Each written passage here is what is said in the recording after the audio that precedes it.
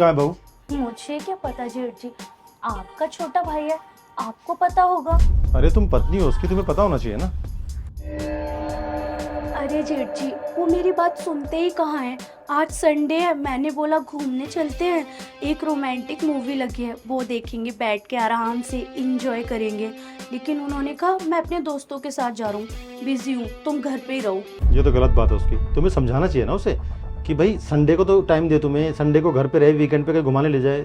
आपको क्या लगता है मैं समझाती नहीं हूँ? मैं तो समझा समझा के थक चुकी हूँ, लेकिन वो मेरी बात सुनते ही नहीं है।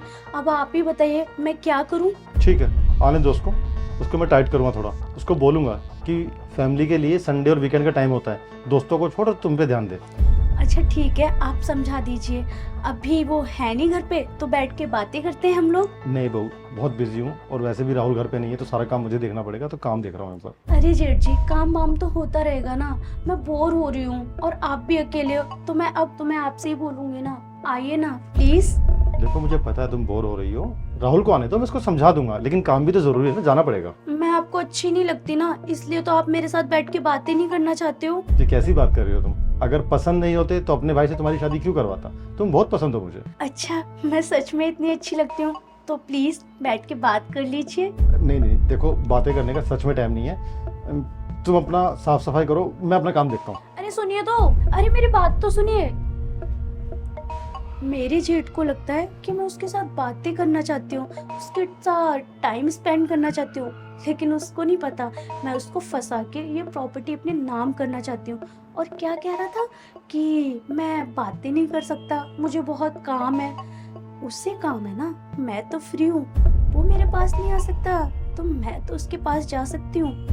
और मुझे पता है उसकी बीवी को मरे हुए पूरे 3 साल हो गए हैं और उसकी जिंदगी में भी कोई औरत नहीं है। अब एक मर्द को औरत का तो सुख चाहिए, अब उसकी जिंदगी में कोई दूसरी औरत तो है नहीं, बची मैं ही, क्यों ना वो सुख मैं ही दूँ उसे, और सुख देने के बहाने उसकी वीडियो बना लूंगी, फिर ब्लैकमेल करूंगी। अब मैं आ रही हूँ तुम्हें फंसाने, कैसे अपने जाल में फंसाऊंगी तुम सोच भी नहीं सकते।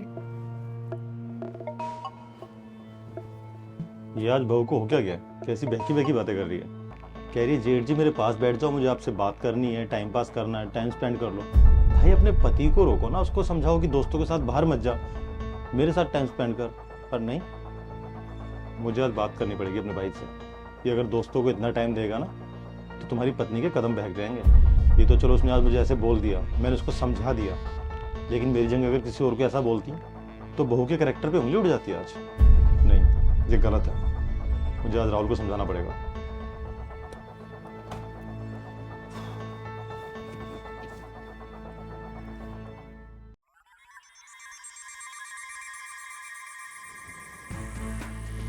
क्या कर रहे हैं जेठ जी?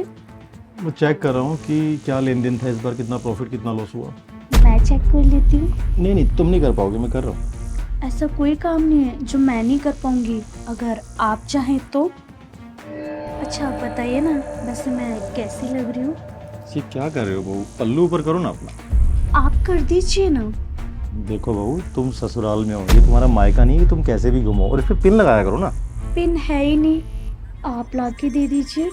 ठीक है, मैं आज पिन ला के तुम्हें दे दूंगा, लेकिन तुम्हारे जो भी जरूरी सामान है, कुछ भी ऐसा काम हो ना, तो अपने पति को बोलो। पति मेरी बात सुनते ही नहीं है, वो मुझे टाइम ही नहीं देते, तो पिन या मेरे जरूरी सामान कैसे ला के देंगे?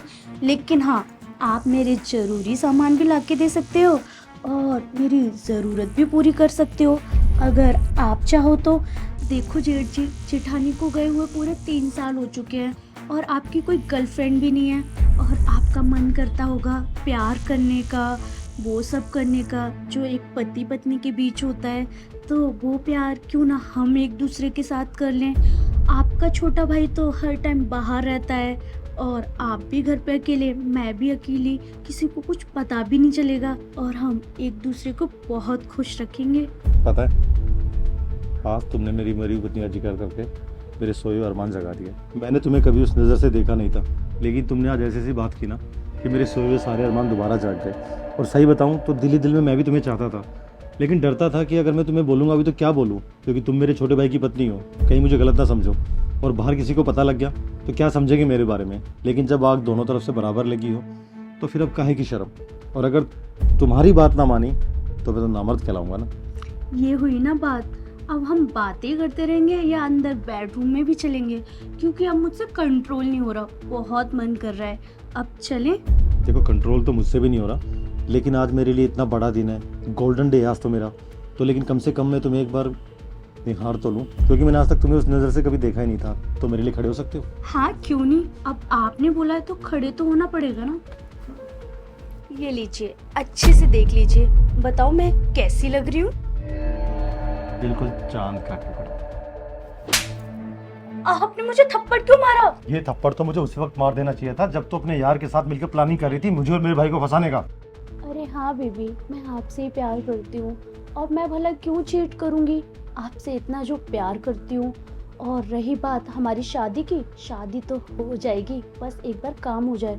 और तुम्हें पता है मेरी शादी को 1 साल हो गया है, और मैंने अपने पति को अभी तक टच तक नहीं करने दिया है। जब भी वो मेरे पास आता है ना, मैं उससे कहती हूँ बेबी पीरियड्स आ रहे हैं, मन नहीं है, पेट दर्द हो रहा है, और वो इतना बेवकूफ़ है, मेरी बात सुन भी लेता है और कहता है बेबी आप कितनी अच्छी हो, कितना प्यार करती हो। उसे तो यही लगता है कि मैं उससे बहुत प्यार करती हूँ, लेकिन मैं उससे नहीं तुमसे प्यार करती हूँ। और रही बात जेठ की, इसको तो रास्ते से हटा के रहेंगे, तुम टेंशन मत लो। मैंने सोचा है कि जब भी ये मुझे टच करेगा मैं इसके क्लोज जाऊंगी, फिर मैं इसकी वीडियो बना लूँगी और ब्लैकमेल करेंगे और सारी प्रॉपर्टी अपने नाम करवा लेंगे, फिर हम लोग मज़े ही मज़े करेंगे।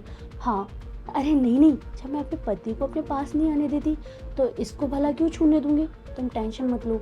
अच्छा सुनो, पति घर पे है नहीं, मैं जा रही हूँ जेठ को फंसाने, रखती हूँ कॉल, बाय।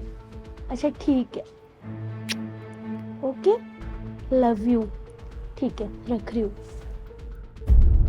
शर्म नहीं आती तुम्हें? किस मिट्टी की बनी हो तुम? तुम्हारी फैमिली के बारे में बहुत सुना था, बहुत इज्जतदार लोग हैं, रेपुटेटेड लोग हैं, तो उनकी बेटी कितनी अच्छी होगी। मुझे लगा था मेरे भाई का घर बसा देगी, लेकिन तुम मुझे और मेरी भाई की जिंदगी बर्बाद करने के लिए आई थी यहाँ पे। क्यों किया तुमने ऐसा? मुझे माफ़ कर दीजिए, मैं बहक गई थी। मैं आपके छोटे भाई से प्यार नहीं करती हूँ, बल्कि आपके छोटे भाई के साथ मेरी शादी जबरदस्ती कराई गई थी। मैं तो किसी और से प्यार करती हूँ। मैंने अपने बॉयफ्रेंड के बारे में घर पे बताया तो सबने मना कर दिया, और आपके छोटे भाई से मेरी शादी करा दी। प्लीज़ मुझे माफ़ कर दीजिए, मैं बहक गई थी जेठ जी। अरे अगर तुमने अपने घर पे बताया था, वो एग्री नहीं कर रहे थे, कम से कम मेरे भाई को बता देते, मुझे बता देते, तो हम इस शादी से इनकार कर देते। हम दोनों की जिंदगी बर्बाद करने क्यों चली थी तुम? हैं क्या गलती थी हमारी? खैर तुम्हारे घर वालों की गलती की सजा हम नहीं भुगतेंगे। अभी के अभी अपना पूरा सामान पैक करो और निकलो मेरे घर से। डाइवोर्स के पेपर कल तक पहुंच जाएंगे और तुम्हारे घर वालों को भी मैं सबक सिखा के रहूंगा। निकलो यहाँ से। नहीं नहीं जेठ जी, मैं कहाँ जाऊंगी, कोई भी नहीं है मेरा, प्लीज़ मुझे माफ़ कर दीजिए। और मेरा बॉयफ्रेंड इतना कमाता भी नहीं है कि मैं उसके साथ रहूं, इसलिए बस ये प्रॉपर्टी अपने नाम करवाना चाहते थे।